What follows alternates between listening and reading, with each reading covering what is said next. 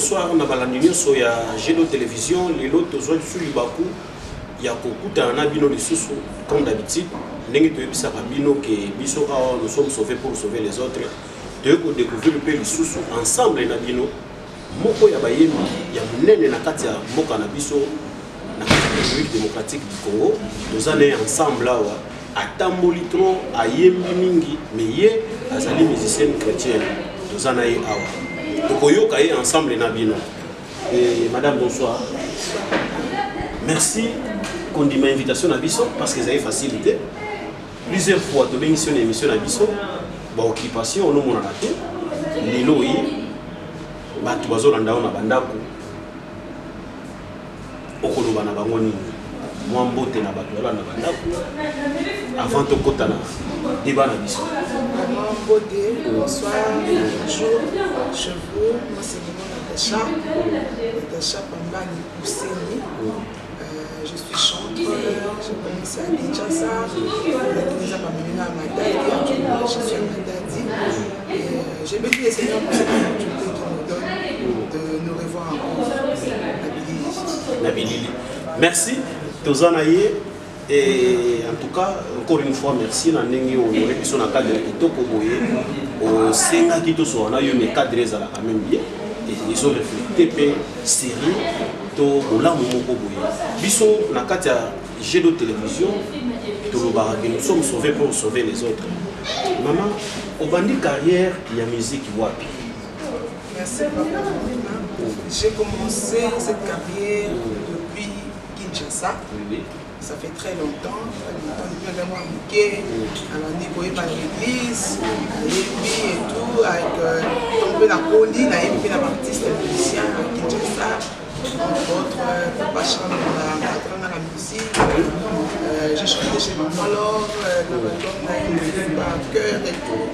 Comme j'étais un peu sollicité à Kinshasa. Je chantais avec le frère José Tita. Je chantais au Baye, puis je suis comme Ozoki, mais seulement. Le Seigneur nous a permis, donc au Bandakala, de Kobi, ça fait très longtemps et jusqu'aujourd'hui, le Seigneur nous soutient. Seigneur a soutenir Bisso parce que nous sommes vivants. Et maman, tant que lobby que bandi carrière na Kinshasa, autant boli pe na ba grand délai, o yembi na fait Charles Bouraya, o yembi na Mama Laure, o yembi na ba grand Mosusu. Yo moko eloko ya yo. To album to nzembo ya yo oyo yemba même na ba Mama Laure ou bien na Papa Charles Bouraya. Est-ce que vous avez une chance d'opportunité pour interpréter Moko Kuna ou bien au Yembi à Yomo?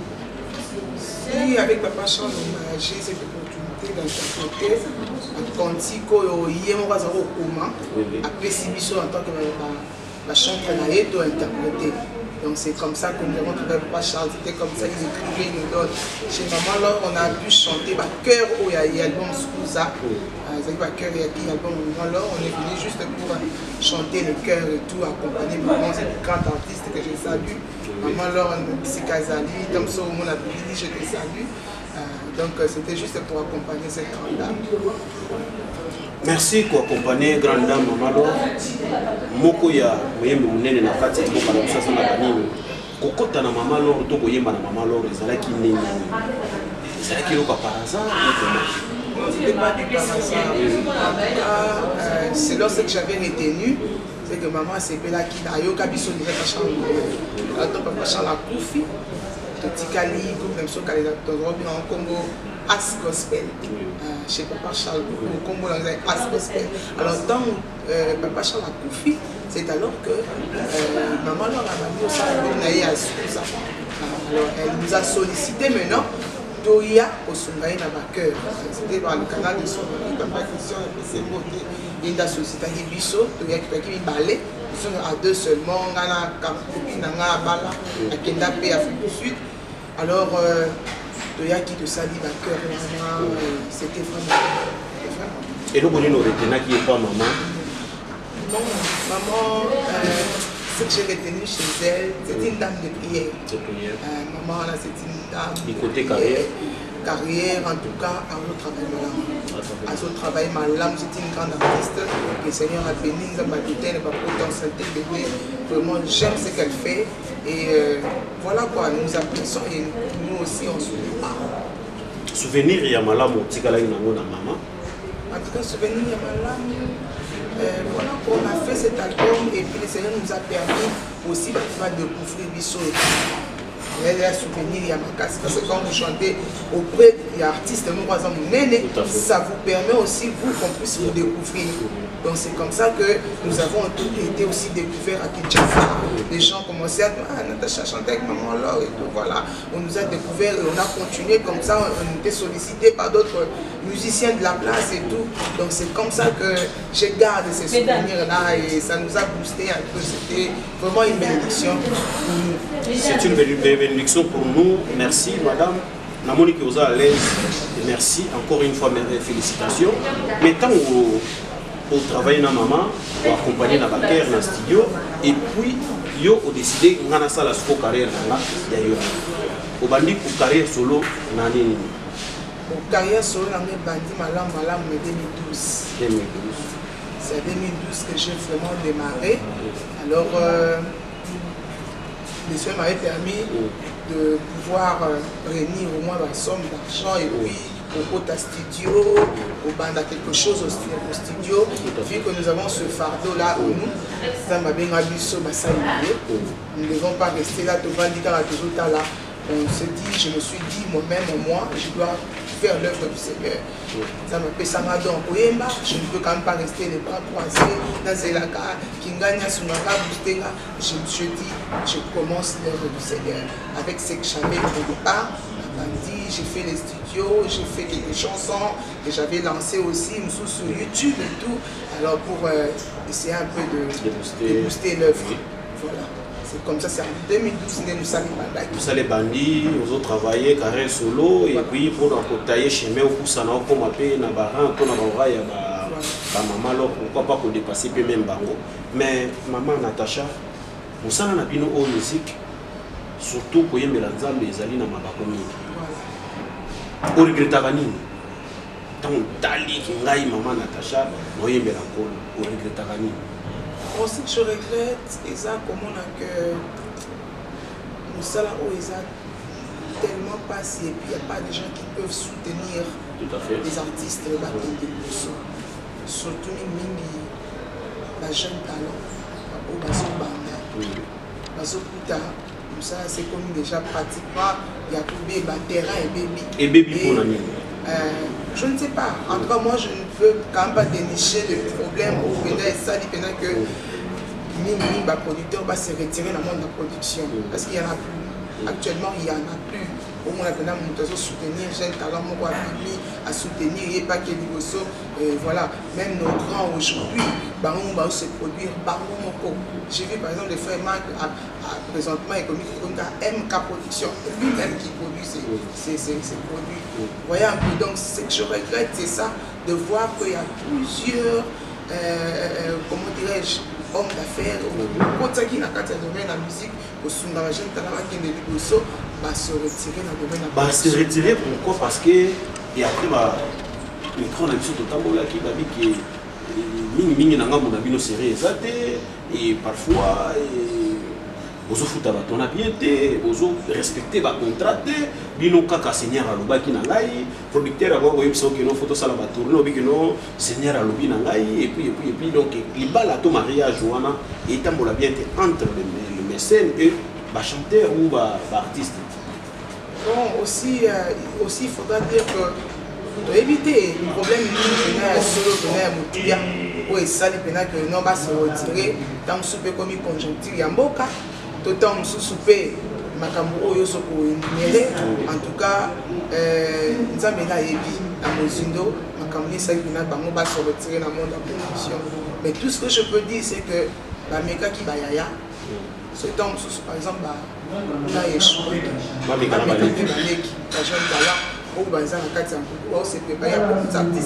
le Congo est rempli de talents merveilleux, mais opportunités à émerger à Koubina et ça. Est-ce que maman Natacha peut supporter caprice, tortue la musique religieuse. Vous connaissez, vous supportez? J'ai déjà beaucoup supporté depuis la banda. J'ai commencé Kala. Parce que chez Papa Charles, moi j'ai fait pratiquement 2 ou 3 ans chez Papa Charles, si je ne me trompe pas. Et puis, dans Papa Charles, la Koufi, donc pour travailler dans l'artiste et tout, ça a pris beaucoup d'années jusqu'en 2012. Donc, on a télémi, on a banda, pour ça, où ils ont mis donc, depuis l'année où on a dit le j'ai beaucoup supporté déjà, pour qu'aujourd'hui je n'arrive pas à supporter. Donc pour dire que je viens de loin, et c'est là pour nous qui les appelle. Et si vous avez des appels, il y a Gélo Télévision, et Nenga Tourbabouz à la canne, nous sommes ensemble. Maman Aza a qui peut répondre à la question, la question de Bino, je plutôt posée. Maman, tant que tu as la moi aussi, est-ce que ils ont un bateau, les lourds ravisseurs? Aïe n'a pas intérêt, n'a pas intention, pembeni na yo. À cause si na mambo musique, mais à ça n'a pas intention na mususu. Si ba komela yo. Oui, ba komate, ba yape, la proposition et tout. Mais gloire soit rendue à l'Éternel parce que nous autres, le Seigneur nous a beaucoup appris, nous a encadré, nous a formé pour que nous ne puissions pas succomber à Babylone. Donc, si il y a déjà élevé, mais bon. On n'a pas succombé grâce à ce que le Seigneur nous soutient. Le Seigneur nous tient par sa main puissante pour te projeter dans l'embuscade. Parce que la musique, les musiciens chrétiens, et parfois, la relation amoureuse, d'autres musiciens ensemble, parfois, producteurs sont au Québec d'apporter boyer, et producteurs sont voilà, avant tout ça, il faut boyer.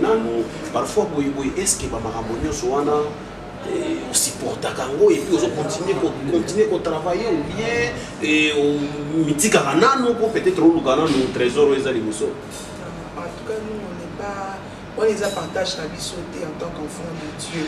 C'est tout ce que je disais que il y a déjà, parce qu'il y a beaucoup de gens, il y a des escrocs. Dans le monde de la musique, il y a des escrocs. Donc, il y a juste pour que l'eau moussou mais a présenté et l'eau moussou parce qu'il y a yo oluka production. Donc c'est un peu ça. Et en tant qu'enfant, quand on est assidé au fan de Catalina, au poyaté parce que tu sais toi-même que nous sommes ça et là, nous ne chantons pas seulement pour chanter, mais nous sommes pour la gloire du Seigneur. D'abord, c'est les services que je rends au Seigneur dans mon poyaté. Donc, parce que tu sais que tu es comme ça, j'ai vu à la télé, concours Moko Eligan, la TV Kala, à 2010, voilà. On appelait les musiciens à venir faire des concours et tout, et puis après, il y aura une récompense. Tout à fait. Bon, on s'est lancé comme ça dans le concours, Tokei, Bissou, comme un concours, je vois comment c'est ça, Banzemboya. D'autres chansons profanes. Voilà, chanson profane. Oh non, toi tu vas interpréter cette fille. Tu vas interpréter cette maman, tu vas interpréter. J'ai dit Marqué Bongo Zaraki. Il y avait une récompense, je pense à l'époque, on a proposé 10 000 $. Qui 10 000 $? Tout à fait. 10 000 $, il y a cagnotte, récompense, il y a gagnant. Voilà. Or, tant Toyaki, pour n'a pas sur un concours, c'est chanson au choix. J'ai fait ma chanson au choix, comme je suis chrétienne, il y a Sœur Marie Missam et à son âme. J'ai chanté la chanson de la Sœur Marie et puis ils avaient aimé ma voix, on m'a pris dans le concours. Et comme dans le concours, oh non, nous c'est la musique techno-congolaise. J'ai dit, ben moi c'est la musique purement chrétienne. Et je me suis retirée comme ça du concours, je suis partie. Parce que je sais que moi, ce n'est pas la musique techno-congolaise, moi c'est la musique chrétienne que je chante pour les seigneurs, pour rendre le service au Seigneur. Donc pour la beauté à ce moment-là, à travers la chanson, pour que beaucoup soient gagnés à travers ce que moi je suis en train de faire. C'est comme ça que je m'étais retiré du concours. Donc pour dire que dans ce genre nous sommes dans Nabiso, à côté de Nakawana, on lui propose à Talanami le service que nous sommes en train de rendre au Seigneur. Le fait est que nous serons serviteurs, servants du Seigneur. Nous ne pouvons pas céder à ce genre de choses. Donc, vous me dites aussi, quand moi, on a tiki musique à Penguité. Ce que tu auras perdu pour le Seigneur, tu les récupéreras. Maman Natacha, sœur Natacha, est-ce que de plus en plus, tous ceux qui nous poussent à Naka, contrairement par rapport à l'équipe, mais les lots, les musiciens chrétiens, les musiciens chrétiens, les sous-sous, et si quand on a bangoté, comment se divorcer trop, comment on chanter, comment makambo ebele otoyebi eza na actualité, bakoma na bagege, bakoma koteka basi, bakoma koteka mibali, bakoma vraiment mambo ebele, réputation ndenge ezalaki na kala avant eza lisusu te. Pour osala succès, nécessairement kaka, il faut osala na gege na poche to ndenge.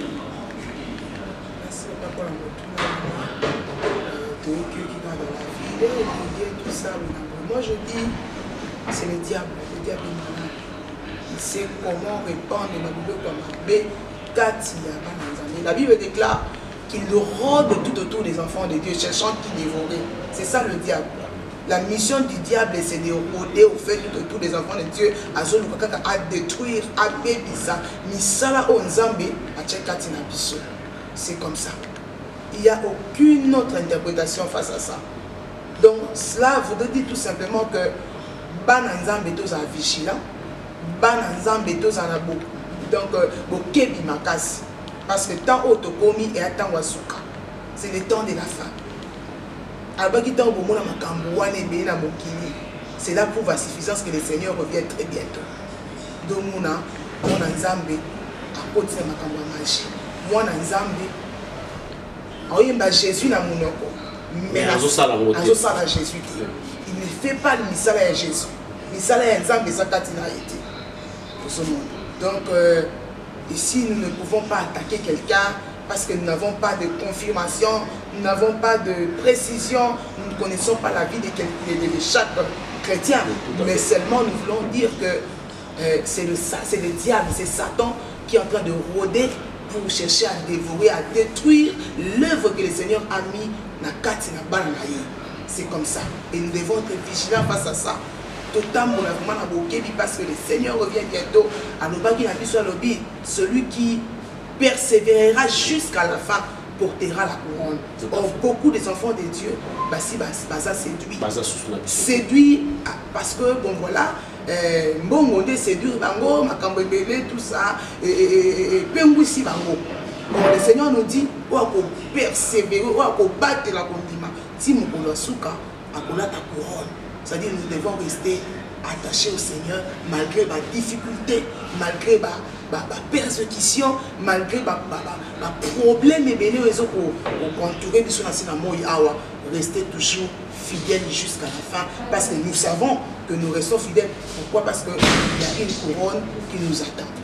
Merci maman et en tout cas toujours qui n'est malé mais l'émission a biso félicitations. Mais bah tu as biso tant de invitation pour t'anayo tout bien sur le plateau na biso babi qui me sœur Natacha za trop lendo sœur Natacha a kansaka lokola ya azana papa chano mbaya lokola sala baker na sœur Marie et sœur Lombongo et asa likolo asa lendo asa pour mona ye faut sala boye na bio on va ni na bato balbara na asa lendo asa na succès tu asa déjà lendo kuna succès koyela. Vraiment, en tout cas, non. Moi je ne suis pas comme ça. Sur la saki, pas Charles ils ont grâce, ils ont Salenga, particulièrement, Papa Charles, un grand artiste à Kinda déjà, ils ont Salenga, Papa a formé dans la musique, ils ont grâce, ils ont ils ont soupé ngolu, il y a Koleka, dans ma malo bongo. Au sein de au sein de ma cœur, ils ont angolu, aux Amasalenga, et aux appelés na grande dame, en tout cas, je bénis le Seigneur pour ça. Pour comme ça, parce que je sais que ce que je suis en train de faire, c'est pour le Seigneur, c'est pas pour que tu vas se faire la caca pour Nzambalola. Merci. Et ça pour Nzambalola, tu continues la carrière na yo, la 2012, au bandi carrière solo, aux en agou, ou bien du coup, au bandi kaka.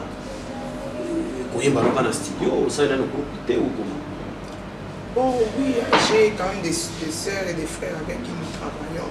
Parce que voilà, nous sommes ce côté parce qu'on a besoin d'être entourés pour que nous soyons salis. Ma soeur Renate, on fait on chante avec eux et voilà quoi le travail évolue. Mais qu'on le vendre ça vraiment groupe comme tel, tout le monde, tout ça. Alors maintenant on commence à travailler dans le système j'ai ma chanson à moi. On a bien ici même ici à Matadi, il y a beaucoup d'agences, il y a des instrumentistes, comme par exemple des guides piano.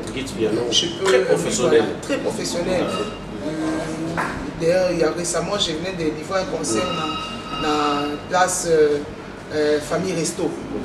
C'est guide piano, la délicate, c'est guide piano qui m'avait accompagné. C'est un peu ça.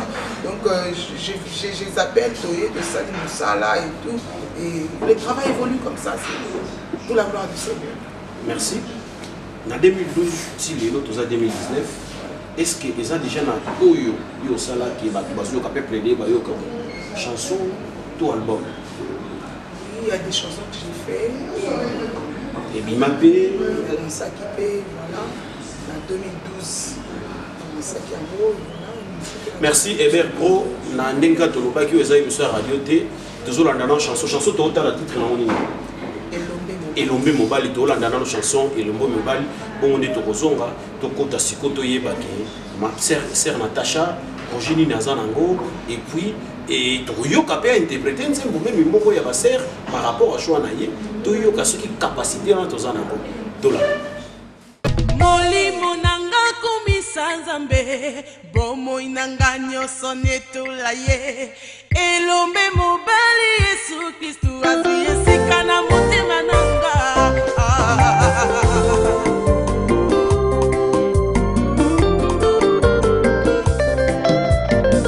lelo malobe bimie pona kokumisa Yesu lelo namoni na miso te alekingu ya nyonso Yesu asali nanga minene tika na kumisa Yesu apesanga sirose apromettre ngai gloire na ye azali toujours fidèle na ngai Yesu elombe mobali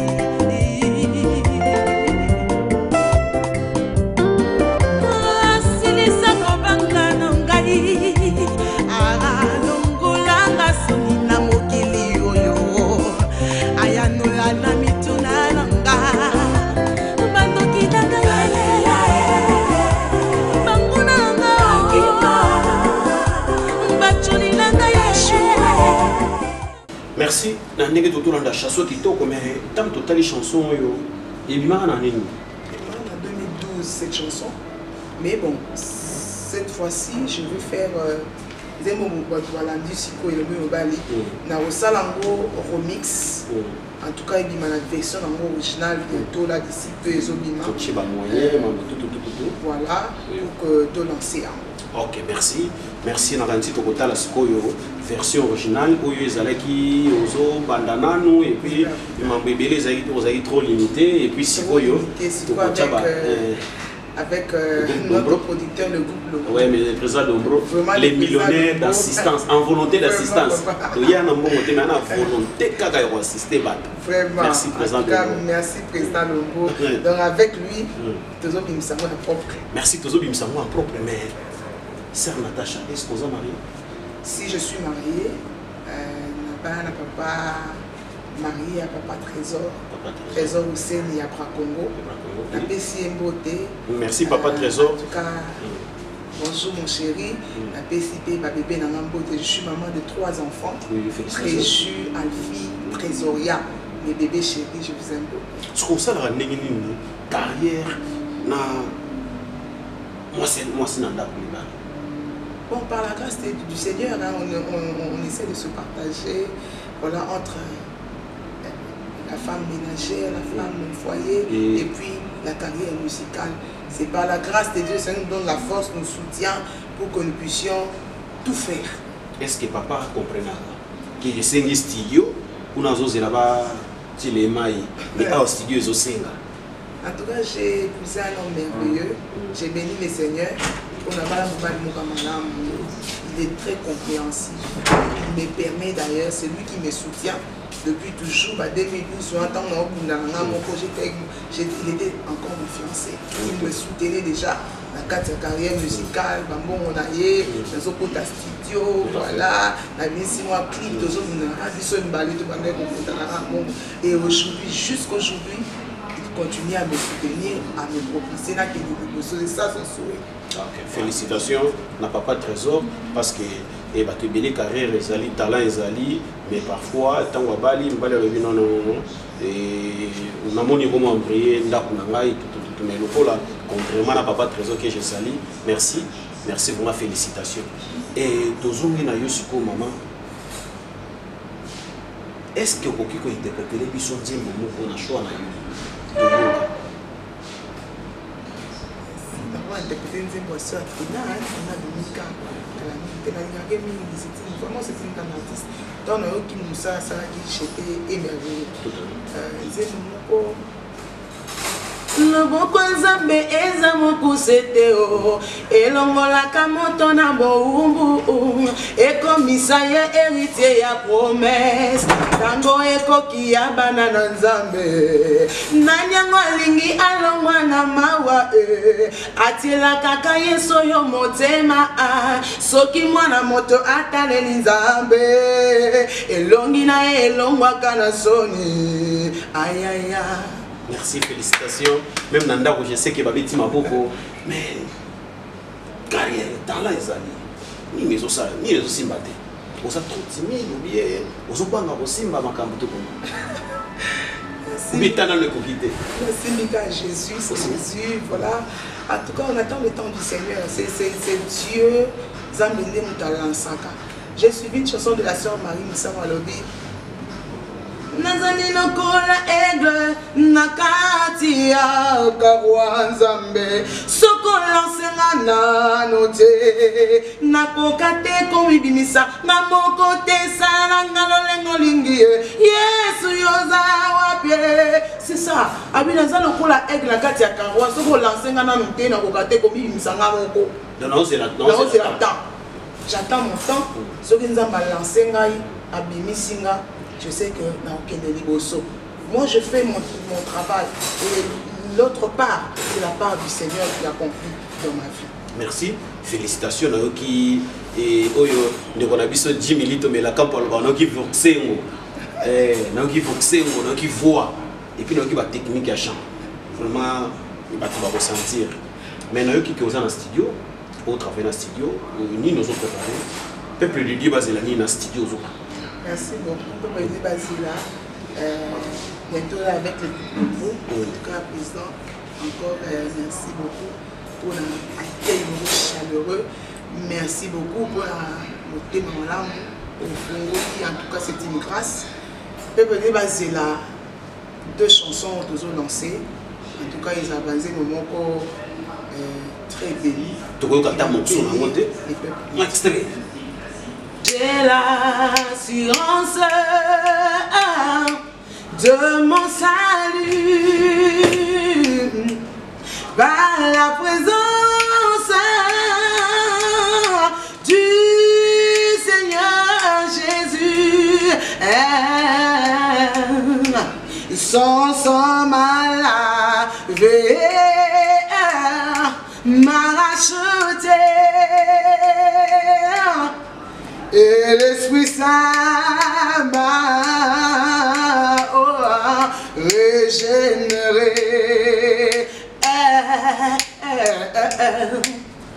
Merci. C'est bon. Sœur Natacha, Monique et Moussa Zali, est-ce que vous répétez à Capé ou rendez vous programme les amis? Comment? Je travaille, je répète, en tout cas, on répète à chaque dimanche. Chaque dimanche. Et pas là-bas, dans l'église, on a peine à travailler. Parce que j'ai mon église à moi, la résurrection m'a dit. C'est là que je suis en train d'évoluer. En tant que chantre ou pasteur ou... Si, j'évolue en tant que chantre. En tant que chantre. En tant que chantre. J'ai mon pasteur, le pasteur Gilboto de la résurrection. na Pessie Mboté, na Mamie, Maman Bibiche, avec Emmanuela, Esther, Prodige, je vous salue. En tout cas, c'est là que je suis en train d'œuvrer, je suis musicienne tout court. Musicienne tout court. Il y a la barote et après carré 2-3 chansons, Barono Bingo Pasteur. Bon, c'est en tout cas, tu peux pour juger parce que le Seigneur lui-même il met ses dons en nous. Il y a mon quoi yebi dans le moment opportun dans ce qui dit cabo déjà tu as kati ya mosali na ye banda qui na musicienne mais nzambi ba qui na kati na ye di cabo côté ya to appel moko de te le baka appel pastoral donc sinon ba benga qui na mosala côté ya alors on ne peut pas juger dire que bon banda musicienne ba moi subitement comme pasteur. C'est le temps du Seigneur, c'est le temps de Dieu. Zambali va servir, va œuvrer dans Moussala, c'est pour sa gloire. Et ça pour le c'est pour la gloire du Seigneur. Donc comme pasteur, moi je dis, je bénis le Seigneur. Voilà. Ce que nous avons dit, pour la gloire du Seigneur. Mais tant que monde a des combats si bibliquement, c'est péché. Non, ce n'est pas un péché. Parce que la Bible interdit, il va se battre. Et comment on a versé les papas? On va dire moi ça te. Ils ont péché. Ils ont péché. Il n'y a aucun verset qui précise que moi, si à vos côtés, il n'y a aucun verset dans la Bible. J'ai parcouru, j'ai lu la Bible, je n'ai pas vu les versets. Oh, papa, moi ça te yate. Dans mon ici, avec mamie, que la femme, l'assemblée, voilà. L'assemblée sur l'église, non? À cause de l'Ibosso et l'Ibalité. Na mona passage wana mais koloba ke moi c'est côté parce que côté c'est une autre chose et c'est le musu vous prêchez parole du Seigneur. Or la Bible dit au dernier jour, qu'est-ce que le Seigneur dit? Au dernier jour je répandrai de mon esprit sur toute chair. Alors pourquoi le Seigneur dit il va répandre son esprit sur toute chair? Vos fils à préciser. Alors vos fils et vos filles prophétiseront. Vos jeunes gens auront des songes. Vos vieillards des visions. Vous voyez un peu. Alors au dernier, je répondrai de mon esprit sur toute chair. Vos fils et vos filles. À préciser, on y a base dans le bal. Nami bangé. Voilà. Donc ça ne nous étonne pas dans mon Asuka Lelo. Dans les ministères en train de prêcher, ce n'est pas étonnant. Moi, ça ne m'étonne pas parce que quand je lis la parole du Seigneur, le Seigneur dit qu'il va répandre son esprit sur toute chair, donc ça ne m'étonne pas. Merci, sœur Natacha. Et Namonique Bonzambe Zali. Bonzambe. Par hasard, Mate qui va tomber Akima qui va s'indi, Akimba Mege 30, Nabomba Mela Kototek, Bonzambe Zali. Bonzambe Zali. Et c'est connexion, c'est le maquin de la présence de Bro. Du coup, il y a un jet d'or, il traînait Mingité, Malamo Bandi, la séance studio. En tout cas, moi je bénis le Seigneur parce que voilà, donc, dans une opportunité, il y a beaucoup, où il y a beaucoup de groupe Lombo, donc appel Moroko de l'Andimarité qui n'a pas appel Wana. Le Seigneur m'a déplacé de Kinshasa, m'a dit pour la groupe Lombo, j'ai dit merci au Seigneur. Donc connexion, on dit parce que on dit quoi? Qu'est-ce que la Bible nous dit? Que il n'y a pas de fruits d'hasard les enfants. Donc tout a déjà été préparé, planifié par le Seigneur. Le Seigneur savait en 2019, avant il était au à 2020. Quelque chose s'est manifesté. Voilà. Et à quel qui n'est au premier petit personnel là, la vie qui présente ça trop chargé, il y a négligé à tout ça, il y a autant au premier à quel qui en tout cas, l'accueil était chaleureux. En tout cas, on n'a pas besoin de groupe Lombo. En tout cas, Boyambinga bien. Boyambinga bien, l'accueil était vraiment chaleureux. Les gens a bien. En tout cas, merci beaucoup. Encore une fois, merci mille fois pour l'accueil. Merci.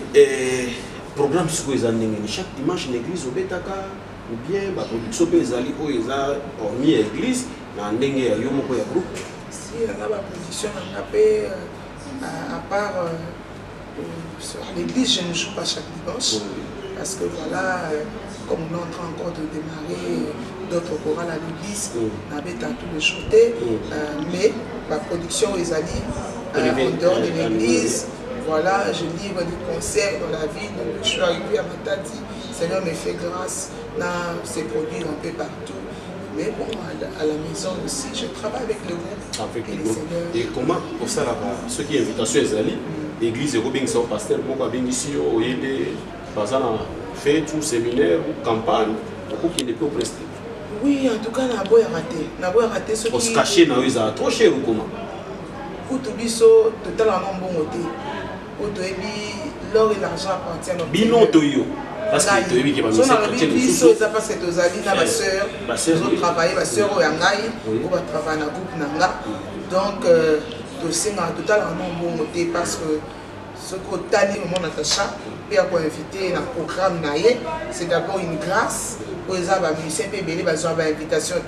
Mais quand un pasteur reconnaît que on a grâce ensemble, Maramalamu vient dans la campagne, il y a un séminaire, nous venons sans hésiter de regarder ça, et si à la fin, le pasteur décide à Sepeli, au Kabelabiso, pour faire un transport, vraiment, on va faire et ça, merci. Merci, toi, qui nous avons presque à la fin. Et le peuple de Dieu basé là. Album, ou bien aux autres, on a une chanson promotionnelle. Sinon, on a une chanson promotionnelle. Donc, 2 chansons dans Zoubouaka. Et puis, on va continuer par la suite de temps avec l'album Le Seigneur fera grâce. L'album, comment nous les avons? Album Nabiso. Bon, on peut décider, mais seulement comme on a commencé avec le groupe Lomo, et par la suite des temps de avec lui-même le président Zambo Sunga, pour cet album combo et puis voilà. Maman, sœur Natacha, tant aux autres la musique congolaise, ils ont mis si mobile avancé. En général. La musique en général, bon, je pense que la musique congolaise est zone Mwanda Boussiba. Parce que na moni mingi musique ya libanda surtout les Nigériens, n'en parlons pas. En tout cas, il y a à peine même on sent que même le rythme dans le Congo, côté parti par là. Et comme un mingi de son chanson, on sent qu'il prend plus de la musique nigérienne, il ramène ça à Salimologo, tout ça. Donc j'ai remarqué que la musique congolaise est une Mwanda Moussima. Raison en tout cas de éviter problème ni yo éviter problème ni mais tant yo zoya na mayele ni na ba rythme ni pour pousser là dans zoya par rythme c'est béni. Moi je chante du tout comme par exemple barumba, j'ai le gospel, même basé mon gospel, barumba, voire même seben et tout. La musique nabiso en tout cas on le fait, on fait pratiquement du tout. Tant que les musiciens, surtout Yabasi, nani yango mona na s'inspira na ye.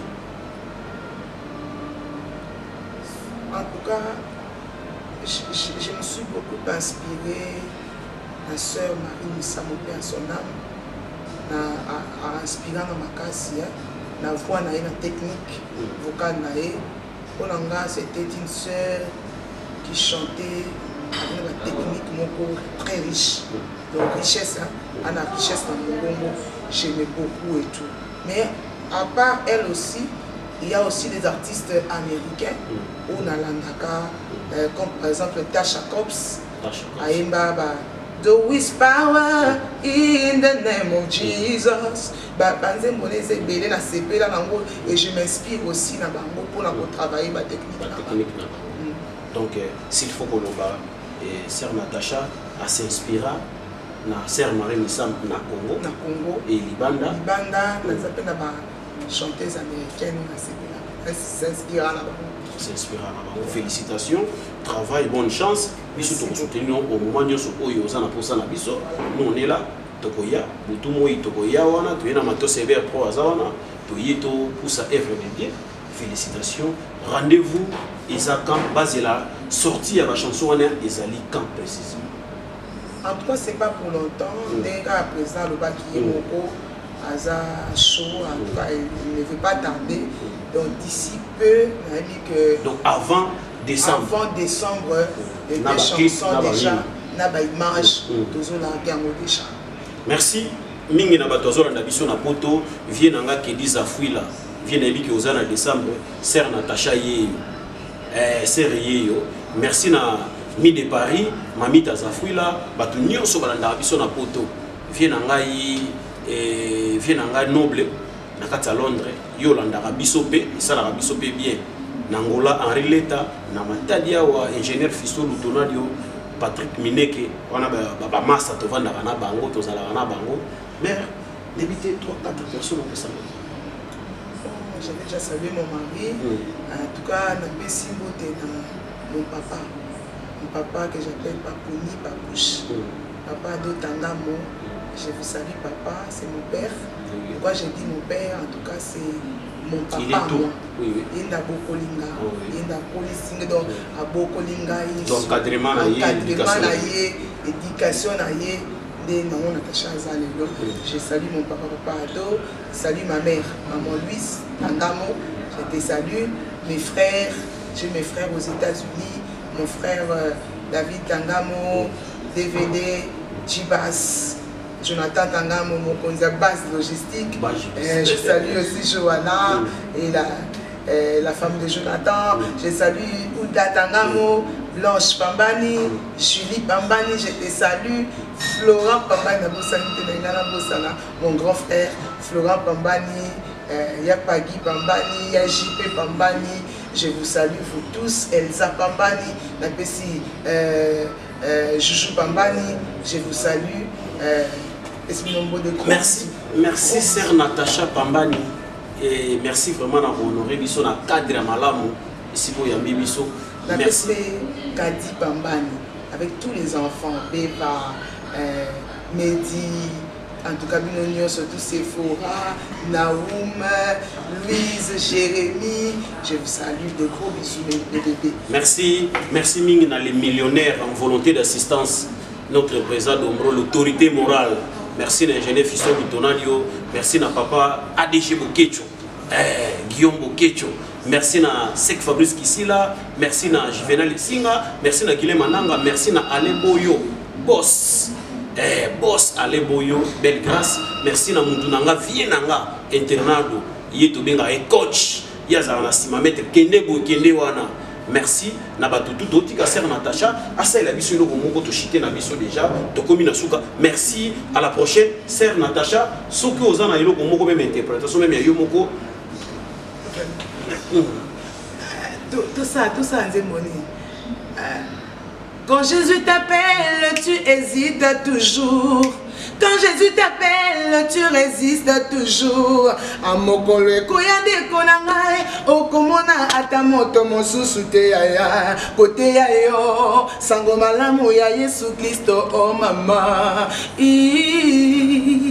Quand Jésus t'appelle, tu hésites toujours. Quand Jésus t'appelle, tu résistes toujours. Amokole koyande konangai, okomona atamoto mosusu te yaya, kote yayo, sango malamu ya Yesu Kristo, oh papa. Batozali kolanda ndeko nanga keba, bango bakosote ozindi. Oyebaki te zokande ezalaki piège mpona yo. Oyebaki te zokande ezalaki piège mpona yo. Keba esengeli omilengela po mokolo ya suka ekomi pembeni. Keba oh keba keba makama mokili oyo ndeko na ngai. Keba nyonso ezali kongenga na miso ezali wolote. Mingi balati poso ya meme kasi bazali bankosi. Masumu eza sukali ndeko suka nengoliwa. Mingi balati poso ya meme kasi bazali bankosi.